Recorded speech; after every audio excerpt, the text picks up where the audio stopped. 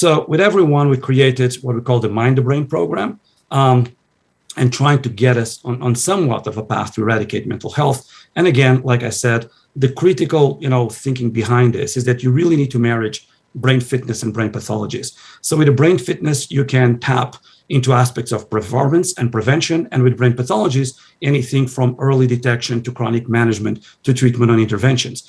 But it's very important that a system is reliable enough to marry these two things. So it cannot be something as loose that we can do just for some entertainment value aspects, but it also cannot be something as convoluted and complicated.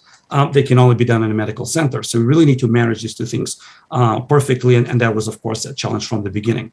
We understood there was at least 3 absolutely necessary features for the type of neurotechnology we wanted to develop. One is we needed to be able to track mental and neural performance throughout all ages. In older citizens, middle age, younger, it needed to be able to have that kind of versatility. 2, it needed to allow for ongoing engagement through personalized interventions and real-time neurofeedback. So I've talked about the importance of keeping, and this was critical for us, really reliable signal-to-noise ratio, an aspect of markers. We'll talk a bit about this in a few minutes, that we can have in the lab and move that to the real world. But we found that just being sort of a Fitbit for the brain and give you a lot of information, but not properly structuring around the user and a solution to what to do with it, ended up being interesting and a great novelty fact. But unless you're part of a selected group of early adopters who have specific ways of how to integrate or to do that, it doesn't get the same kind of impact on the general public. So we really wanted to have something that has both the assessment and interventions. And importantly, there was extremely personalized.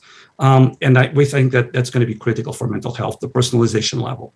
And then third, last but not least, that this personalization, this adaptation should create a new class of what we're calling smart brain interfaces that could be integrated into everyday life, that could really be part of your wearables, ecosystem, like a lot of that we already have.